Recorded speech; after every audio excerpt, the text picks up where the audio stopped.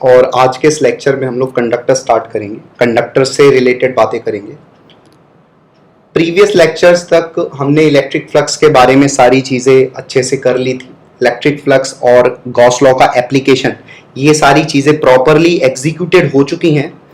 आज के इस लेक्चर में हम लोग कंडक्टर की बातें करेंगे, कंडक्टर से रिलेटेड प्रॉपर्टीज और क्या क्या चीज़ें इंपॉर्टेंट होंगी, उन सब चीज़ों पर डिस्कशन स्टार्ट होगा। तो आज के लेक्चर को करते हैं start. The first heading of today's lecture is charge distribution on metal or conducting body. तो we had already discussed about the charge distribution की metal और या conducting body पर किस प्रकार से charge का distribution होता है, वो हम already discuss कर चुके हैं। Just for the sake of revision point of view, हम लोग इस point को consider कर रहे हैं। So first point, for isolated conducting body, कोई भी एक कंडक्टिंग बॉडी है हमारे पास, charge is automatically distributed such that for outer surface charge density is inversely proportional to the radius of curvature. We know this point, ध्यान रखेंगे इस बात का। मैंने क्या बोला कि किसी भी कंडक्टर पर जो चार्ज होगा, ठीक है, कोई भी कंडक्टर पर जो चार्ज आएगा, that will be inversely proportional to the radius of curvature. जैसे जहां पर भी रेडियस ऑफ कर्वेचर कम होगा, वहां पर सरफेस चार्ज डेंसिटी ज्यादा होगी। जैसे यहां पर देखो ए पॉइंट पर, ए पॉइंट बहुत नैरोअर है ना, नैरो है, तो नैरो है इसका मतलब radius of curvature A point का कम होगा। और बी पॉइंट का देखो आप, ठीक है, वाइडर है, तो उसका रेडियस ऑफ कर्वेचर ज्यादा होगा। तो रेडियस ऑफ कर्वेचर बी का ज्यादा है, ए का कम है, इसलिए सरफेस चार्ज डेंसिटी ए की ज्यादा होगी और बी की कम। ठीक है, मेरा कहने का मतलब यह है कि ए के पास ज्यादा चार्ज जो होंगे वो डेंसर होंगे। देखो यहां पर बहुत पास पास चार्ज है ए के सराउंडिंग में देखो, और बी के सराउंडिंग में देखो चार्जेस दूर दूर है। ठीक है, मेरा तात्पर्य ये है। सो फर्स्ट पॉइंट है आज का, और फर्स्ट हेडिंग के साथ ये पॉइंट लिखें, स्टार्ट करें लिखना। Heading is charge distribution on metal और कंडक्टिंग बॉडी।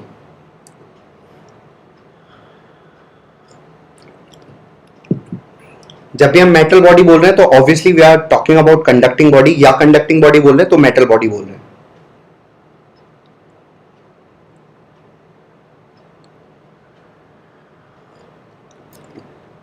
इस पॉइंट को लिख लेंगे। फर्स्ट पॉइंट ये बताता है कि सरफेस चार्ज डेंसिटी कंडक्टर के ऊपर जो होती है वो इनवर्सली प्रोपोर्शनल होती है रेडियस ऑफ कर्वेचर के। इसका मतलब हर पॉइंट की सरफेस चार्ज डेंसिटी अलग अलग होगी। किसी कंडक्टर में हर पॉइंट की सरफेस चार्ज डेंसिटी अलग अलग हो सकती है अगर वो सरफेस यूनिफॉर्म नहीं है। जैसे यहां पर ये सरफेस यूनिफॉर्म नहीं है। यूनिफॉर्म नहीं बोलने का मतलब क्या है, हर पॉइंट का यहां पर रेडियस ऑफ कर्वेचर अलग अलग है। तो रेडियस ऑफ कर्वेचर अगर अलग अलग होगा तो सरफेस चार्ज डेंसिटी भी अलग अलग होगी। ठीक है, तो इस पॉइंट को लिखेंगे। अगर ये स्फीयर होता ना, एक परफेक्ट स्फीयर होता, तो फिर प्रत्येक पॉइंट का रेडियस ऑफ कर्वेचर सेम होता, तो फिर हर पॉइंट का सरफेस चार्ज डेंसिटी भी सेम होता। ठीक है, लेकिन जैसे ये रैंडम शेप का कंडक्टर ये लिया है हमने यहां पर, तो रैंडम शेप के कंडक्टर में हर पॉइंट का सरफेस चार्ज डेंसिटी अलग अलग होगा।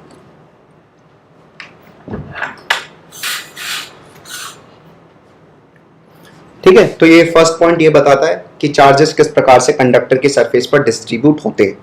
ठीक है, चलो सेकंड पॉइंट देखते हैं। So starting second point, I hope आपने ये सब चीजें लिख ली होंगी। अगर फिर भी कोई डाउट हो तो पूछ लेना मुझसे। सेकेंड पॉइंट है charge is distributed on outer surface of the metal body या कंडक्टिंग बॉडी। ठीक है, तो ये याद रखेंगे, चार्ज कहां पर रहता है, आउटर सरफेस पर रहता है, मटेरियल में नहीं रहता है कंडक्टर के। ठीक है, जैसे मान लो ये पूरा कंडक्टर का ऐसे पूरा मटेरियल है, तो चार्ज कहां रहेगा, इसके आउटर सरफेस पर रहेगा। ठीक है, सरफेस पर हमेशा चार्ज रहेगा, कभी भी बॉडी के अंदर नहीं जाएगा, बल्क पर नहीं जाएगा, बल्क के अंदर नहीं जाएगा चार्ज। ठीक है, बात समझे। जैसे आपने सरफेस केमिस्ट्री में पढ़ा है ना कि सरफेस पर ही मॉलिक्यूल्स आके एड्सॉर्ब हो जाते हैं, एड्सॉर्प्शन एक सरफेस फेनोमेना है, ऐसे चार्ज भी सरफेस पर ही रहेंगे। ठीक है, third point, always electric field inside metal body, metal body के अंदर, ठीक है, कंडक्टर के अंदर इलेक्ट्रिक फील्ड हमेशा जीरो होगा, as no charge resides inside the metal body. हम ये गॉस लॉ में भी बात कर चुके हैं ऑलरेडी। जैसे मान लो कोई भी मेटल बॉडी है, तो इसके अंदर जैसे ये मान लो सॉलिड है, ठीक है, तो कंडक्टर के मटेरियल में, ठीक है, कंडक्टर के अंदर कोई भी इलेक्ट्रिक फील्ड एग्जिस्ट नहीं करेगा। जैसे अगर मैं बोलूं यहां पर इलेक्ट्रिक फील्ड कितना होगा, इस वाले पॉइंट पर, एक सेकेंड ना, थोड़ा इसको कलर बदल देते हैं, इस वाले पॉइंट पर अगर मैं बोलूं इलेक्ट्रिक फील्ड कितना होगा, ये पूरा कंडक्टिंग बॉडी है, तो I will say electric field zero होगा भाई, इनसाइड पॉइंट्स पर इलेक्ट्रिक फील्ड जीरो होगा, ठीक है, ये थर्ड पॉइंट है। चलो फोर्थ पॉइंट है कि इलेक्ट्रिक फील्ड लाइन जो होंगी they will always be perpendicular to the surface of conductor. Electric field lines हमेशा कंडक्टर के सरफेस के परपेंडिकुलर होंगी। जैसे मान लो ये एक इस तरीके से रैंडम शेप का कंडक्टर है, ठीक है, तो इस वाले पॉइंट पर जो इलेक्ट्रिक फील्ड लाइंस होंगी ना भाई, वो परपेंडिकुलर टू द सरफेस होंगी, मतलब ये लाइन ऐसे जाएंगी कुछ, ये सरफेस से कितना एंगल बना देंगे, 90 डिग्री। जूम करके दिखाऊं थोड़ा, देखो, क्या जूम करके, नेक्स्ट वाले पॉइंट में तो दिखाइए, देखो ध्यान से, फिफ्थ वाले पॉइंट वाला फिगर देखो, यहां पर इलेक्ट्रिक फील्ड लाइन सरफेस से 90 डिग्री का एंगल बना रही है ना, प्रत्येक इलेक्ट्रिक फील्ड लाइन सरफेस से 90 डिग्री का एंगल बना रही है। तो हमेशा जो इलेक्ट्रिक फील्ड लाइंस होंगी they will always be perpendicular to the surface of the conductor, ठीक है। और अगर मान लो परपेंडिकुलर हो रही है तो इक्विपोटेंशियल हो जाएंगी, ठीक है, surface of metal body is always equipotential, ठीक है। आप ये 5 पॉइंट लिखोगे, उसके बाद मैं आपको कुछ बातें बताऊंगा इससे रिलेटेड। तो मुझे लगता है सेकंड पॉइंट से स्टार्ट करना है, तो 3 पॉइंट, हाँ, सेकंड, थर्ड, फोर्थ और फिफ्थ पॉइंट लिख लो, फिर हम और आगे डिस्कशन स्टार्ट करेंगे।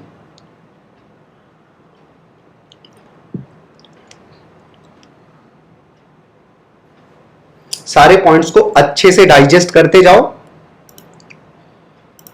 डाइजेस्ट करने में दिक्कत हो रही हो तो मुझसे कंसल्ट करना।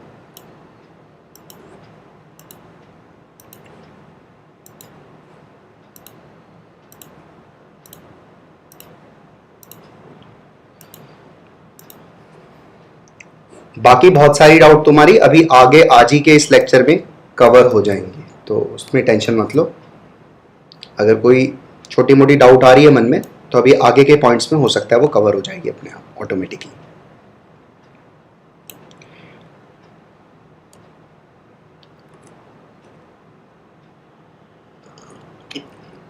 जनरली लोगों का परसेप्शन ये है कि स्टूडेंट्स के लिए ये कंडक्टर वाला जो सेक्शन है ये थोड़ा डिफिकल्ट होता है।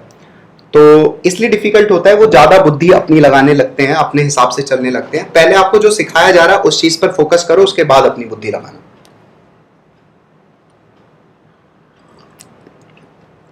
मैं एक बार फिर से रिपीट कर रहा हूं, जनरल परसेप्शन है स्टूडेंट्स के लिए चैप्टर थोड़ा सा डिफिकल्ट फील होता है, उन्हें बच्चों को थोड़ा डिफिकल्ट लगता है। क्यों लगता है? उसका वजह यही है कि वो जो भी चीजें बताई गई उस पर फोकस नहीं करते हैं, अपने प्रीवियस जो उन्होंने पढ़ा होता है उससे रिलेट करने ले जाते हैं। तो जो जो चीजें मैं पहले बता रहा हूं पहले उस पर फोकस करो, उसके बाद ही अपना दिमाग लगाना।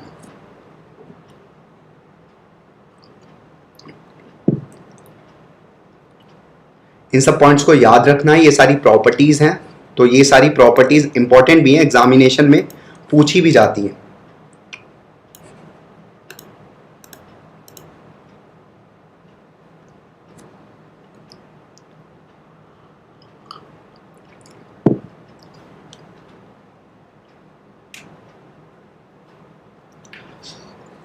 ठीक है, 5 पॉइंट हो गए होंगे, मतलब लिख लिए होंगे आपने।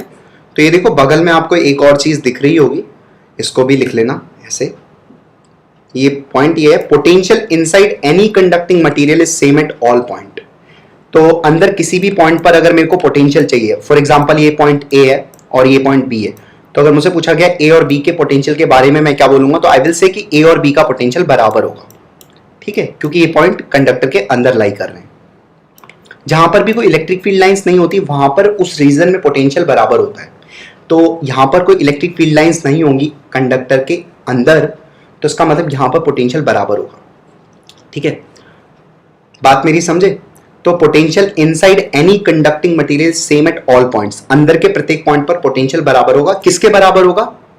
ठीक है, ये देखो लिख रहा हूं, सरफेस के पोटेंशियल के बराबर होगा। सरफेस पर भी पोटेंशियल बराबर होगा।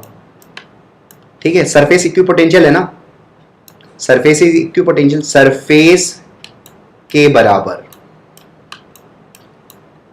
ठीक है, अंदर के पॉइंट्स का जो पोटेंशियल होगा वो सरफेस के पोटेंशियल के बराबर हो जाएगा।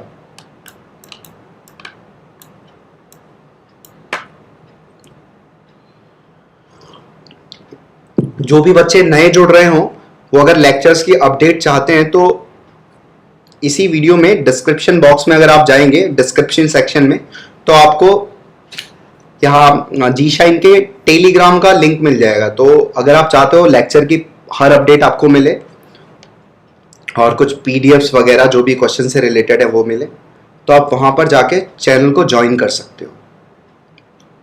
चलो, तो फिफ्थ पॉइंट को कवर करने के बाद अब सिक्स्थ पॉइंट की तरफ बढ़ते हैं। सिक्स्थ पॉइंट बोलता है work done on moving any charge on conducting surface will be zero.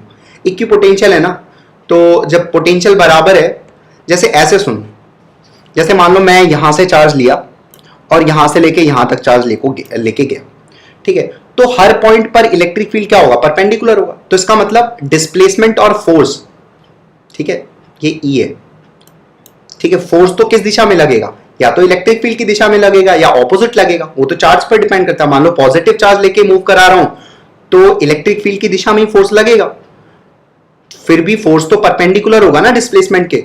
मैं तो सरफेस पर चार्ज मूव करा रहा हूं, तो अगर फोर्स परपेंडिकुलर है डिस्प्लेसमेंट तो वर्क डन तो जीरो होगा। तो याद रखेंगे कभी भी work done on moving any charge on conducting surface will be zero. तो कंडक्टिंग सरफेस पर चार्ज आप कैसे भी मूव करा लो वर्क डन हमेशा जीरो होगा। अंदर भी मूव कराओगे तो भी वर्क डन जीरो होगा। इक्विपोटेंशियल है ना, पोटेंशियल डिफरेंस जीरो होगा तो वर्क डन भी तो जीरो होगा। बात समझे? छठा पॉइंट लिखो, फिर मैं एक पॉइंट बता रहा हूं। सिक्स्थ पॉइंट लिख लो। चलो, लिख भी लिया होगा आपने। अब मैं ये बोल रहा हूं कि देखो कभी कभी ये पूछ लिया जाता है कि वाई, ये वाला जो फोर्थ वाला पॉइंट है ना, फोर्थ वाले पॉइंट का रीजन पूछा जाता है पेपर में। ये जो फोर्थ पॉइंट है इसका रीजन पूछा जाता है। तो अब तुम्हें एक क्वेश्चन लिखना है अपने नोट्स में, why electric field lines are always perpendicular to the surface of conductor। अब आपको एक क्वेश्चन लिखना है, यहां पर सामने नहीं दिख रहा है आपको एक क्वेश्चन, लेकिन आपको एक क्वेश्चन लिखना है। अपने नोट्स में एक क्वेश्चन इंक्लूड करो, why electric field lines are always perpendicular to the surface of conductor। पहले क्वेश्चन लिखो खुद से। जो पॉइंट नंबर 4 है उसका why मतलब उसका रीजन एक्सप्लेन करने की कोशिश हो रही है यहां पर।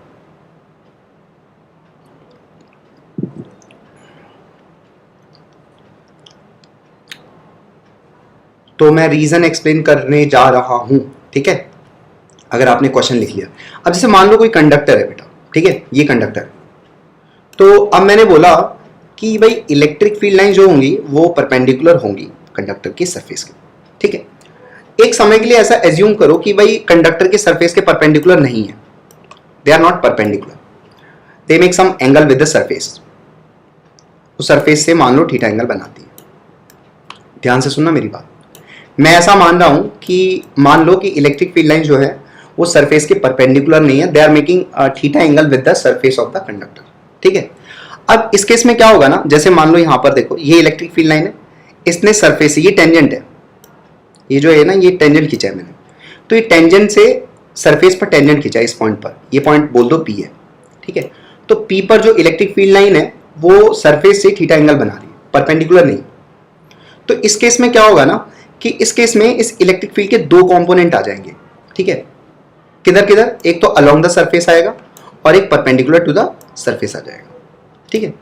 ये वाला कंपोनेंट भाई कितना होगा, ई कॉस थीटा हो जाएगा अलोंग द सरफेस, और ये वाला कंपोनेंट कितना हो जाएगा, ई साइन थीटा हो जाएगा, ठीक है। तो अगर मैं वापस से सेम मैं इस कंडक्टर को बनाता हूं, जैसे मान लो एक काम करते हैं, वापस से इसको प्लॉट कर लेते हैं। सेम शेप का तो नहीं बनेगा, तो एक काम करते हैं, इसको सिलेक्ट कर लेते हैं। So we are selecting this, just a second, wait, अच्छा वेट करो, मैं भी दिखाता हूँ आपको।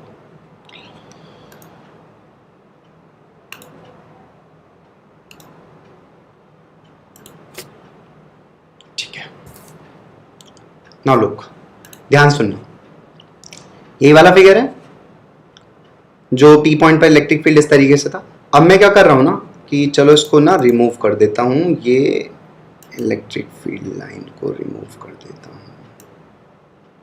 अब देखो ध्यान से, सब रिमूव कर दें। मैं ये बोल रहा हूं कि पी पॉइंट पर दो कंपोनेंट आएंगे ना इलेक्ट्रिक फील्ड के, एक तो अलोंग द सरफेस होगा और एक परपेंडिकुलर टू द सरफेस होगा। ठीक है, अलोंग द सरफेस वाला कंपोनेंट कितना हो गया, ई कॉस थीटा। ठीक है, और perpendicular to the surface component कितना हो गया, ई साइन थीटा। ये ठीक है। अभी मैंने क्या माना हुआ है, परपेंडिकुलर नहीं है तभी तो ऐसा हो रहा है। अब अगर मान लो मैं चार्ज को मूव कराना स्टार्ट करूं, मैं चार्ज को सरफेस पर मूव कराना स्टार्ट करूं, ठीक है, तो क्या वर्क डन जीरो होगा, क्या पोटेंशियल डिफरेंस क्रिएट होगा या नहीं होगा? तो डेफिनेटली अगर मैं चार्ज को मूव कराऊंगा तो ये वाला जो कंपोनेंट है अलोंग द सरफेस वो तो वर्क करा देगा, वो तो परपेंडिकुलर नहीं है। तो जब भी मैं चार्ज को मूव कराऊंगा तो इस वाले कंपोनेंट की वजह से वर्क डन स्टार्ट हो जाएगा। मेरी बात समझे, वर्क डन स्टार्ट हो जाएगा और सरफेस फिर इक्विपोटेंशियल नहीं रहेगी, पोटेंशियल डिफरेंस आ जाएगा, पोटेंशियल डिफरेंस क्रिएट हो जाएगा। तो सरफेस इक्विपोटेंशियल नहीं रहेगी, इसलिए इनको परपेंडिकुलर होना पड़ेगा। इसलिए ये वाला कंपोनेंट ई कॉस थीटा की वैल्यू, यहां तक देखो, तुम्हें कैसे लिखना है इसका आंसर भी मैं बता रहा हूं। ठीक है, सबसे पहले ऐसे लिखना है, लेट इलेक्ट्रिक फील्ड, मैं अब आंसर लिखना बता रहा हूं, इज नॉट परपेंडिकुलर। ठीक है, इज नॉट, थोड़ी राइटिंग के साथ कोऑपरेट कर लेना, is not perpendicular, it make angle theta, सुनना तो समझ में आ जाएगा, it make theta angle with the surface. ये जो ये थीटा है, ठीक है, theta angle with the surface, theta angle with surface. सबसे पहले आपको ये लिखना है, ये लिख लिया अगर आपने, उसके बाद ये वाला फिगर बना लेना। ठीक है, इसके बाद ये वाला फिगर बना लेना, उसके बाद ये वाला एक फिगर बना लेना। ठीक है, अब उसके बाद ये लिखना कि for conductor to be equipotential, ठीक है, टू बी इक्विपोटेंशियल, क्योंकि प्रॉपर्टी है ना भी इक्विपोटेंशियल होता है।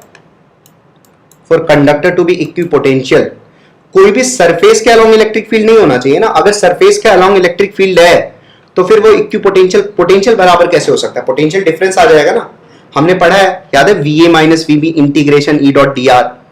ठीक है, डू यू नो कि V A minus V B, ये आपने रिलेशन पढ़ा होगा ना, इस पर क्वेश्चन भी किए होंगे अगर आप रिवाइज कर रहे होगे, integration E dot D R. तो अगर पोटेंशियल इक्विपोटेंशियल है तो V A minus V B क्या होगा, जीरो होगा, और V A minus V B zero होगा, इसका मतलब क्या होगा, E dot D R zero होगा। E dot D R zero कब होगा, जब ई और डी आर क्या होंगे, परपेंडिकुलर होंगे। ठीक है, तो इसको तो मैं रब कर देता हूं, ये तो मैंने ऐसे ही समझाने के लिए बताया। बस इतना लिख लेना, for conductor to be equipotential, equipotential होने के लिए, ठीक है, इक्विपोटेंशियल होने के लिए ई कॉस थीटा की वैल्यू कितनी होनी चाहिए, जीरो। ठीक है, ई कॉस थीटा को जीरो बोल दो, ई कॉस थीटा को जीरो बोल दो। तो अगर ई कॉस थीटा जीरो हो गया तो बताओ कॉस थीटा भी कितना हो जाएगा, जीरो हो जाएगा। तो यहां से थीटा कितना आ जाएगा, 90 डिग्री। तो इस तरीके से तुम प्रूव कर सकते हो एग्जामिनेशन में। मान तुमसे बोर्ड में प्रूव करने को आता है या लिखने को आता है, एक नंबर दो नंबर में, तो इस तरीके से लिख सकते हो। ठीक है, तो इसका आंसर किस तरीके से अपने कॉपी में प्रेजेंट करना है वो मैंने तरीका बताया। सबसे पहले आप ये फॉर्मेलिटी लिख लोगे, let E vector is not perpendicular, it make theta angle with the surface. उसके बाद ये फिगर बना के वेक्टर के कंपोनेंट कर देना, और कंपोनेंट करने के बाद एक और फिगर बना लेना, और फिर ये वाली बात लिख लेना। ठीक है, इसमें कोई डाउट तो बोलना।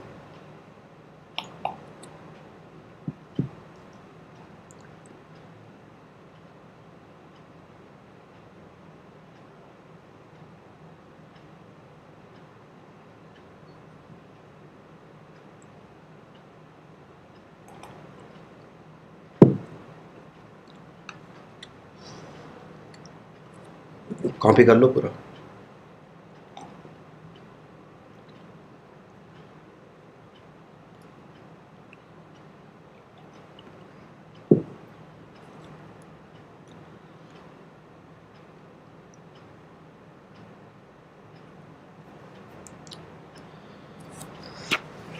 चलो मैं हटा देता हूँ, कर लिया होगा कॉपी, नहीं किया होगा तो वीडियो पॉज करके कर लेना।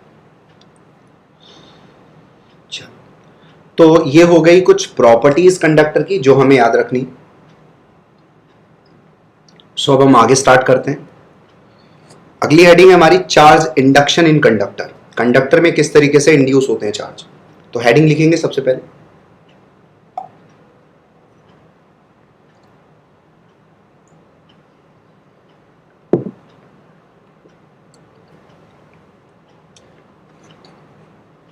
चलो स्टार्ट करते हैं। देखो कंडक्टर में एक स्पेशल बात है भाई, कंडक्टर है क्यों। तो कंडक्टर एक ऐसा बॉडी होता है which has a large number of free electrons. उसके पास बहुत सारे फ्री इलेक्ट्रॉन्स होते हैं, ठीक है, बहुत ज्यादा फ्री इलेक्ट्रॉन्स है। Electrons are free, they are mobile. अभी जो समझाए थे, क्या अभी जो समझाए थे, रीजन का वो माइनस वीपी के फॉर्म में लिख सकते हैं, माइनस वीबी के फॉर्म में। मत लिखो ना, उसको जरूरत ही नहीं है, समझ गए, काफी है उतना, ठीक है, एक्स्ट्रा लिखने की जरूरत नहीं। चलो वो तो समझाने के लिए बताया था मैंने। अब देखो कंडक्टर एक बॉडी है जिसके पास बहुत ज्यादा फ्री इलेक्ट्रॉन्स होते हैं, मोबाइल इलेक्ट्रॉन्स होते हैं, मतलब इलेक्ट्रॉन्स मूव कर सकते हैं। जैसे मान लो एक मेटल बॉडी मैंने कंसीडर किया और ये न्यूट्रल है। न्यूट्रल है इसका मतलब ऐसा नहीं इसके पास इलेक्ट्रॉन्स नहीं है, जितने इलेक्ट्रॉन्स हैं और बेटा उतने ही कितने क्या हो जाएंगे, प्रोटॉन्स हो जाएंगे, ठीक है, इसलिए वो न्यूट्रल है। अब मान लो मैंने एक प्लस क्यू चार्ज इस बॉडी के सराउंडिंग में रख दिया, मतलब इस बॉडी के आगे ले जाके यहां पर एक प्लस क्यू चार्ज रख दिया, ठीक है।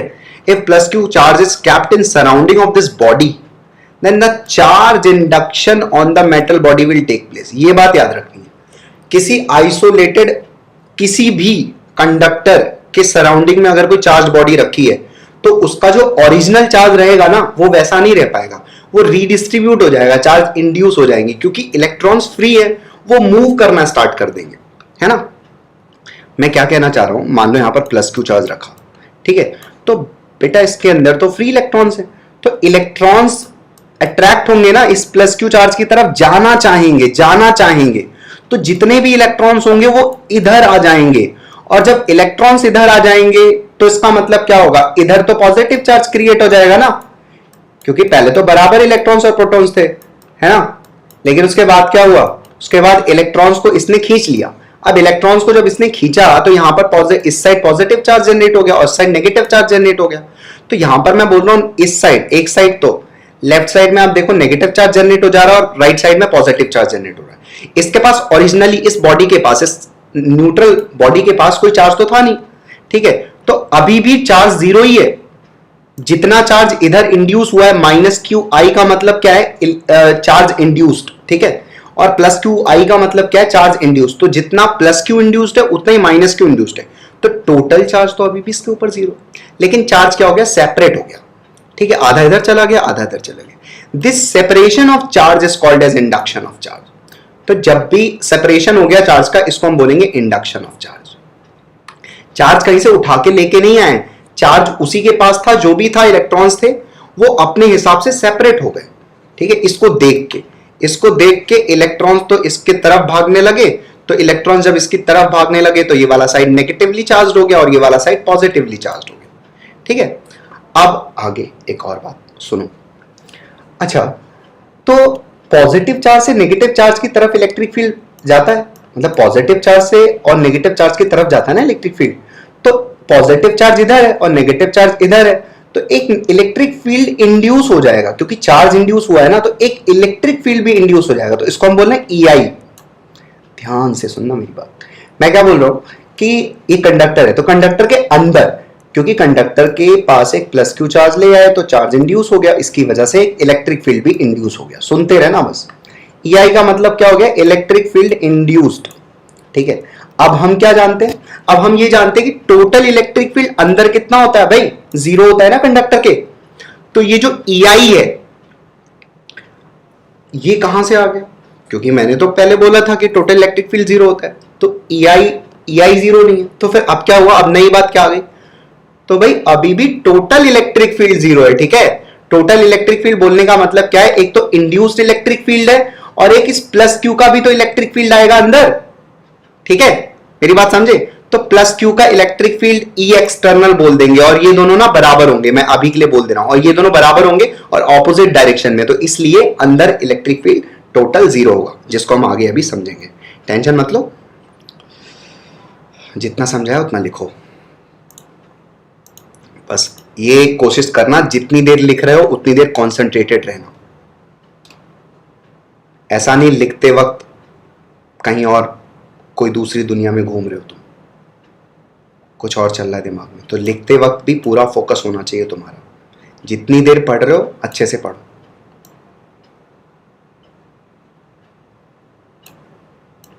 ठीक है, लिखना स्टार्ट करो। कंडक्टर में यही स्पेशल बात है, इसी की वजह से उसके पास सारी प्रॉपर्टीज हैं। कौन सी स्पेशल बात है? इसके पास बहुत ज्यादा फ्री इलेक्ट्रॉन्स होते हैं, इसी वजह से जो चार्ज होता है उसके सरफेस पर आ जाता है, क्योंकि इलेक्ट्रॉन्स में रिपल्शन होता है, तो जो भी एक्स्ट्रा चार्ज होगा वो हमेशा सरफेस पर लाई करता है कंडक्टर के।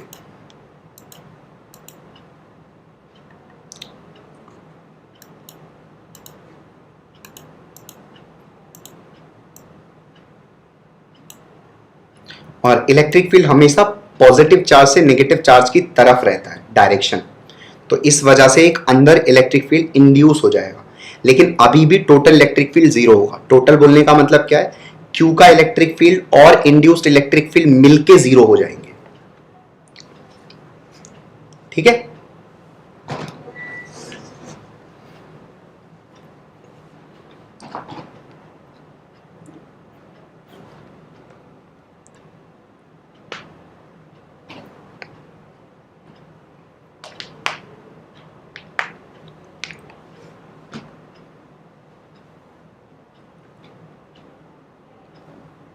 और मैंने आपको यहां पर यह भी बताया कि इंडक्शन ऑफ चार्ज किसे कहते हैं। इंडक्शन ऑफ चार्ज मतलब separation of charge, charge separate जब भी हो जाएंगे उसको हम बोलेंगे इंडक्शन ऑफ चार्ज।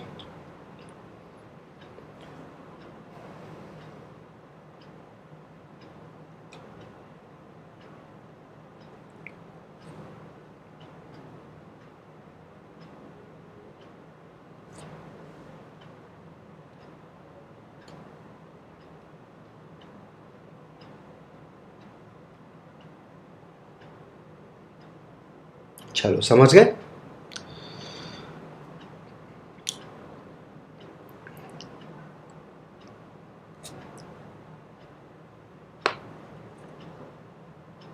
मैं आगे बढ़ रहा हूं।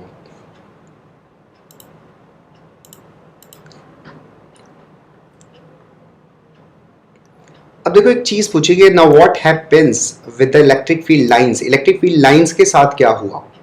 अब यहां पे हम बहुत इंपॉर्टेंट एस्पेक्ट समझने की कोशिश करेंगे कंडक्टर के लिए, इलेक्ट्रिक फील्ड लाइन से रिलेटेड, ध्यान से सुनना।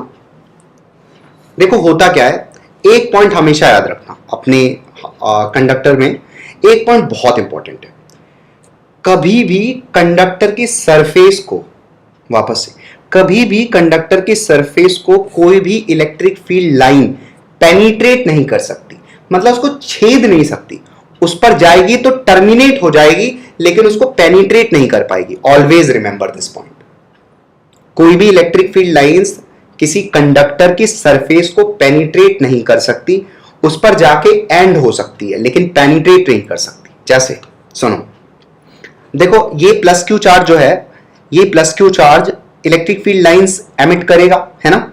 तो देखो इसकी इलेक्ट्रिक फील्ड लाइंस जा रही हैं और यहां पर चार्ज इंड्यूस क्यों हुआ, ये क्वेश्चन है हमारे सामने। Now we are with a question and the question is that why the charge is induced in conductor.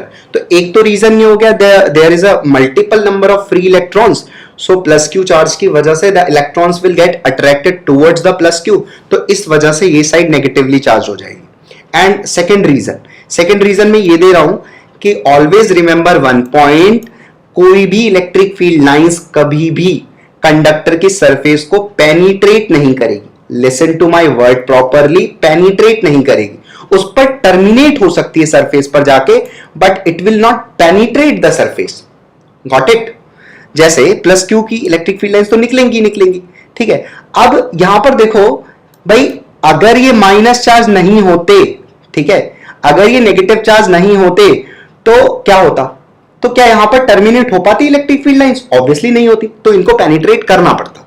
लेकिन क्योंकि हम जानते हैं कि electric field line will never penetrate the surface of the conductor, इसलिए यहां पर नेगेटिव चार्ज इंड्यूस हुआ। ठीक है, तो सारी चीजों को आपस में रिलेट करते रहेंगे हम, है ना। अभी ये वाला पॉइंट आप नोट करके लिखोगे, आगे मैंने इंक्लूड किया भी होगा। तो इसी वजह से यहां पर माइनस माइनस चार्ज। मान लो ये प्लस क्यू जो चार्ज है ना, ये वाला प्लस क्यू चार्ज, ये 50,000 लाइन निकालता है। सुनना ध्यान से, 50,000 लाइन निकालता है। तो क्या सारी की सारी लाइन इसकी सरफेस की तरफ जाएगी? ऑब्वियसली नहीं, कुछ लाइन तो इधर भी जा रही होगी, कुछ लाइन इधर जा रही होगी, कुछ लाइन इधर जा रही होगी, ऐसे भी होंगी। ठीक है, और बहुत सारी लाइन इधर गई होंगी इसकी सरफेस की तरफ। ठीक है, तो जितनी भी लाइन इसकी सरफेस की तरफ गई होंगी ना, उनको खाने के लिए, उनको टर्मिनेट करने के लिए इस सरफेस पर, इस कंडक्टर की सरफेस पर नेगेटिव चार्ज इंड्यूस हो जाएगा। ठीक है, क्यों हो जाएगा? क्योंकि जितनी भी लाइन इसने निकाली होंगी और इसकी तरफ भेजे होंगे, ऐसे समझो कि ये प्लस क्यू चार्ज है ना, ये चारों तरफ तीर बरसा रहा है। ठीक है, तीर बरसा रहा है एकदम। ठीक है, तीर मारे जा रहा है खूब सारे। तो अब जो इसकी तरफ तीर आएंगे ना, इसकी तरफ, कंडक्टर की तरफ तीर आएंगे, उनको एब्जॉर्ब कर लेगा कौन? कंडक्टर, उनको एब्जॉर्ब कर लेगा। मतलब कवच है ये, समझो। अंदर मान लो हम खड़े हुए हैं तो हमको तीर नहीं लग सकता कभी। मान लो हम अंदर हैं, कंडक्टर के अंदर हम खड़े हो गए जाके, तो कोई तीर बरसा रहा है बाहर से, बरसा लो जितने बरसाने। ये कंडक्टर क्या काम करेगा? ये कवच काम करेगा, ये कवच जैसा काम करेगा। कैसे कवच काम करेगा? जैसे ही तीर आने स्टार्ट होंगे, ये अपनी शक्ति दिखाना स्टार्ट कर देगा। मतलब नेगेटिव चार्ज यहां आ जाएंगे और नेगेटिव चार्ज जैसे आएंगे वो तीर को खा जाएंगे। समझे बात? समझे? अब तीर खत्म नहीं हुए हैं, ध्यान से एक बात और सुनना। जितनी इलेक्ट्रिक फील्ड लाइंस खत्म हुई थी ना यहां पर खाके, उतनी ही इलेक्ट्रिक फील्ड लाइंस इधर से दूसरी साइड से निकल जाएंगी, आगे चली जाएंगी। मतलब ये पूरा कंडक्टर एक कवच जैसे काम कर रहा है, एक शील्डिंग जैसे काम कर रहा है। इस प्रोसेस को हम बोलते हैं इलेक्ट्रोस्टैटिक शील्डिंग। ध्यान से सुनना, इस प्रोसेस को क्या बोलते हैं? Electrostatic shielding. मतलब क्या है कि बाहर कोई भी चार्ज रहे, कुछ भी रहे, कंडक्टर के बाहर कुछ भी रहे, कंडक्टर के अंदर उसका कोई इफेक्ट नहीं आने वाला। This process is called as electrostatic shielding. मैं आगे बोलूंगा, अभी के लिए सुनते रहो, समझते रहो। ठीक है, तो कंडक्टर क्या है भाई? कवच है, कवच। जितनी भी तीर आएगी, तीर मतलब इलेक्ट्रिक फील्ड लाइंस आएंगी, उनको खा जाएगा कौन? कंडक्टर। लेकिन खत्म नहीं हुई होंगी, वो दूसरे साइड से निकल जाएंगी। तो जितनी लाइन, मान लो 20,000 लाइन कंडक्टर की सरफेस पर जाके टर्मिनेट हो गई। सुनना, तो 20,000 लाइन पता है दूसरी साइड से निकल जाएंगी। ठीक है, तो उतना ही पॉजिटिव चार्ज यहां पर, क्योंकि अभी आपको क्या बताया था मैंने, जितना नेगेटिव चार्ज इंड्यूस हो रहा है उतना ही पॉजिटिव चार्ज इंड्यूस हो रहा है। तो अगर यहां पर ये माइनस क्यू 20,000 लाइन को टर्मिनेट कर सकता है, तो यहां पर ये प्लस क्यू 20,000 लाइन वापस से ओरिजिनेट कर देगा ना। बात समझे? तो ये वापस से ओरिजिनेट कर देगा। तो जितनी भी लाइन टर्मिनेट हुई होंगी उतनी लाइन ओरिजिनेट हो जाएंगी। तो अंदर नहीं गई एक भी लाइन। ठीक है, बात समझे? ये कंडक्टर की खूबी है। ये कंडक्टर की खूबी को हम बोलते हैं इलेक्ट्रोस्टैटिक शील्डिंग। कंडक्टर बहुत खूबी वाली चीज है, इलेक्ट्रोस्टैटिक शील्डिंग। जैसे मैं तुम्हें थोड़ा सा और इसके अंदर ले जाना चाहता हूं। जैसे तुम सुनो ध्यान से, मैं तुमसे एक क्वेश्चन पूछता हूं। मान लो आसमान से, मतलब आकाश से बिजली गिर रही है, कड़क रही है ना, बिजली गिर रही है। बिजली का मतलब इलेक्ट्रिक फील्ड, समझे? तो बिजली गिर रही है और आपको 4 ऑप्शन दिए गए कि चलो तुम क्या करोगे। पेड़ के नीचे चले जाओगे, कि जमीन पर लेट जाओगे, या घर के अंदर चले जाओगे, या कार के अंदर चले जाओगे। तुम्हें 4 ऑप्शन मैंने दे दिए। अब तुम बताओ क्या करोगे? 4 ऑप्शन है तुम्हारे पास, बोलो क्या करोगे? ठीक है, मतलब जमीन पे लेट जाओगे, घर के अंदर भाग जाओगे, पेड़ के नीचे छुप जाओगे, कार के अंदर चले जाओगे। ठीक है, तो सही ऑप्शन होगा कार के अंदर चले जाओगे। क्यों? क्योंकि कार एक मेटल बॉडी है, तो वो कंडक्टर है, तो हमारे लिए किसका काम करेगा? कवच का काम करेगा। समझे? इलेक्ट्रोस्टैटिक शील्डिंग का काम करेगा। इलेक्ट्रोस्टैटिक शील्डिंग क्या हुई कि कोई भी कंडक्टर, कोई भी कंडक्टिंग बॉडी के बाहर कुछ भी चार्ज हो, कुछ भी हो, कोई लेना देना नहीं है, उसका इफेक्ट अंदर नहीं आने वाला। सरफेस तक आएगा, सरफेस पर टर्मिनेट हो जाएगा और दूसरे साइड से वो निकल जाएगा। बात समझे सारी चीज? चलो स्टार्ट करो ये छापना। ठीक है, तुम ये फिगर बनाओ अच्छे से, सुंदर सुंदर बनाना। और वापस से ये इंड्यूस्ड इलेक्ट्रिक फील्ड और एक्सटर्नल इलेक्ट्रिक फील्ड बराबर होंगे ना, अंदर एक इंड्यूस्ड है और एक एक्सटर्नल भी होगा। एक्सटर्नल किसकी वजह से, इस प्लस क्यू की वजह से एक्सटर्नल इलेक्ट्रिक फील्ड आया होगा। दोनों बराबर क्यों होंगे, क्योंकि बेटा अंदर इलेक्ट्रिक फील्ड टोटल कितना होता है, जीरो। तुम्हें अपने आप लिखना है इलेक्ट्रोस्टैटिक शील्डिंग, मैं कुछ नहीं लिखाऊंगा। यहां पर तुम्हें एक टर्म लिखना है इलेक्ट्रोस्टैटिक शील्डिंग, और ये तुम्हें अपने आप लिखना है। मैं तुम्हें बिल्कुल नहीं बताने वाला इलेक्ट्रोस्टैटिक शील्डिंग, और लैंग्वेज भी नहीं दूंगा मैं। रिकॉल योर सेल्फ, अपने ब्रेन से रिकॉल कराओ, करो जल्दी।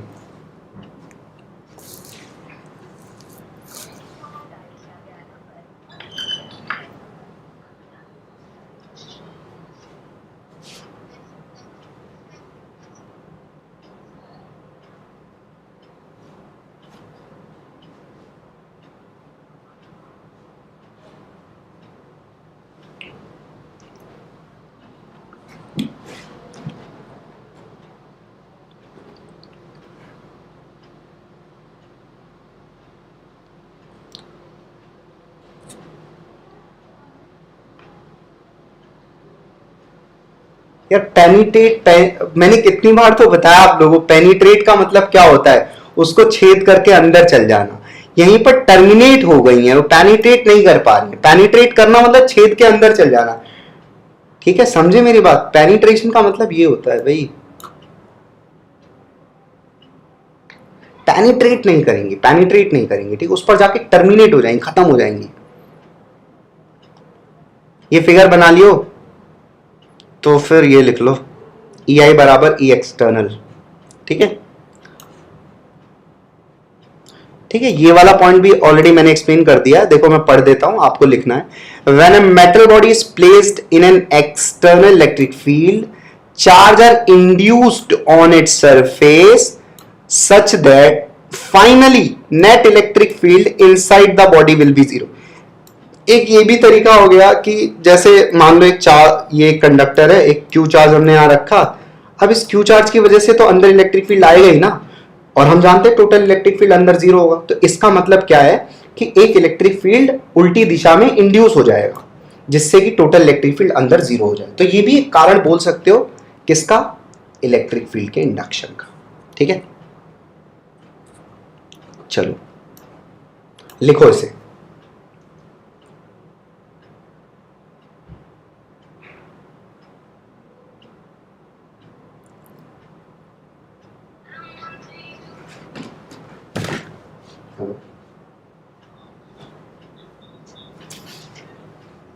जीशन एकेडमी।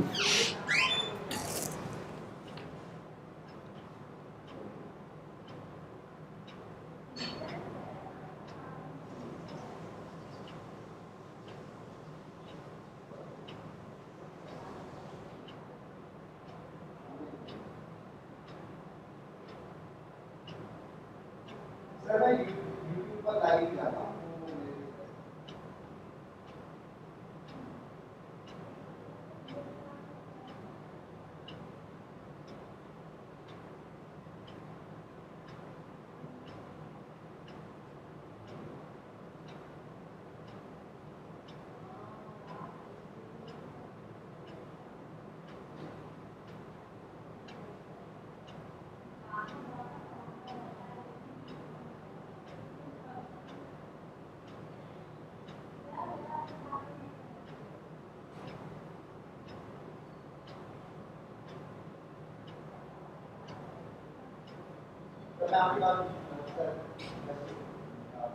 आप मेरे को ना एक मिनट बात करो ना, एक्चुअली इस समय मेरा लेक्चर चल रहा है, तो इसी समय मैंने आपका फोन ले लिया।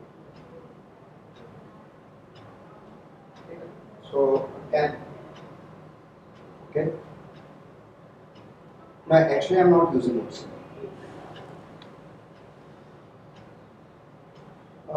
इट्स चौधरी अजीत 08@0 ये जे आ रहा है bye bye AJ double E Ajit 08@0।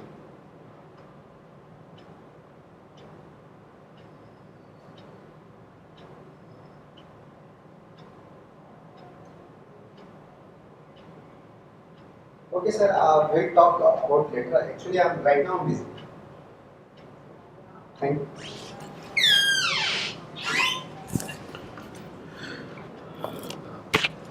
चलो आई होप आपने ये लिख लिया होगा और अब आगे बढ़ते हैं। इलेक्ट्रोस्टैटिक शील्डिंग वगैरह मैं ऐसी उम्मीद करता हूं कि आप लिख चुके होंगे इलेक्ट्रोस्टैटिक शील्डिंग क्या होती है, ठीक है।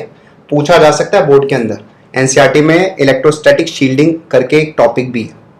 मैंने लिखाया नहीं है आपको, मैंने खुद से तुम्हें समझाया है और it's a exercise for you.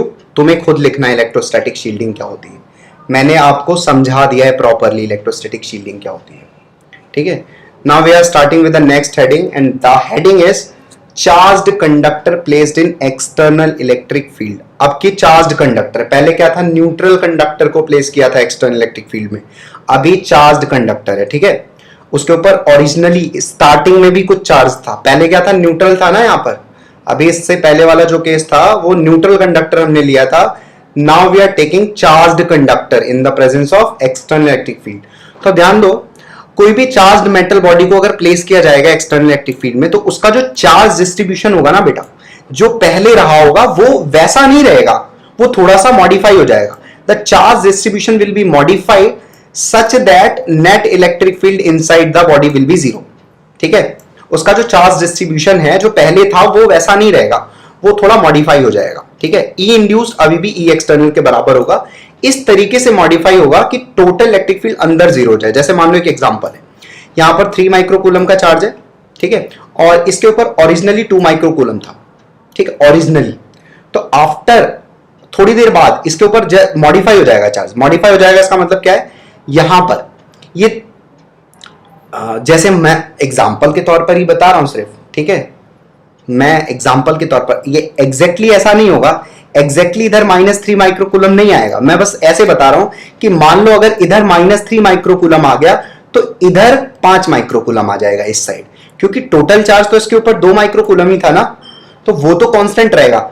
Charge induce का मतलब ये नहीं एक्स्ट्रा चार्ज आ गया, चार्ज का डिस्ट्रीब्यूशन, चार्ज का जो पैटर्न है, चार्ज जिस तरीके से अलाइंड थे वो बदलेगा सिर्फ, ठीक है। तो टोटल चार्ज तो अभी भी कितना है इसके ऊपर, 2 माइक्रोकूलम। मैं ऐसा नहीं कह रहा हूं कि इधर -3 माइक्रोकूलम ही आएगा, ऑब्वियसली इधर -3 माइक्रोकूलम नहीं आएगा, कुछ उससे कम आएगा, लेकिन बस एक एग्जांपल पॉइंट ऑफ व्यू से बता रहा हूं कि अगर मान लो 3 माइक्रोकूलम यहां पर रख दिया और स्टार्टिंग में कंडक्टर के ऊपर 2 माइक्रोकूलम चार्ज है, तो जो चार्ज कंडक्टर का होगा ना वो रीडिस्ट्रीब्यूट हो जाएगा, ठीक है, मॉडिफाई हो जाएगा थोड़ा सा। जैसे इधर इस साइड कुछ और होगा, इस साइड कुछ और होगा थोड़ा सा, ठीक है, सच दैट कि अंदर जो इलेक्ट्रिक फील्ड होगा ना that will be zero, E induce बराबर ई एक्सटर्नल हो जाएगा उस केस में, ठीक है। मैं उम्मीद रखता हूं कि आपको ये पॉइंट भी समझ में आया होगा। लिखना स्टार्ट करें।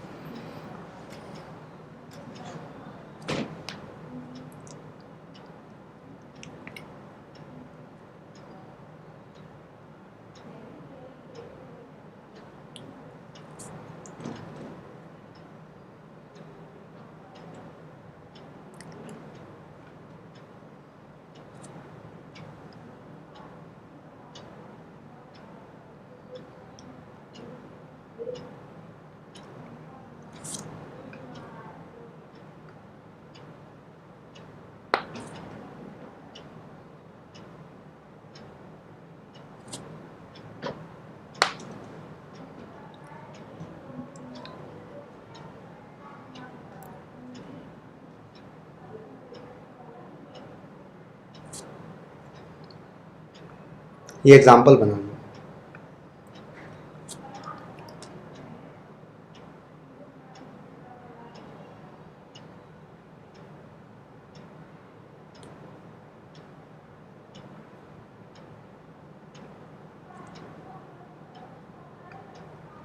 एग्जाम्पल लिख लेना। अगेन आई एम सेइंग कि ऐसा जरूरी नहीं है यहाँ पर -3 माइक्रो, इसको याद मत रखना कि यहाँ पर अगर 3 माइक्रोकूलम रखेंगे तो इधर -3 आ जाएगा। ये सिर्फ एग्जाम्पल पॉइंट ऑफ व्यू से ही बताया मैंने समझाने के लिए। लिखो इसे जल्दी।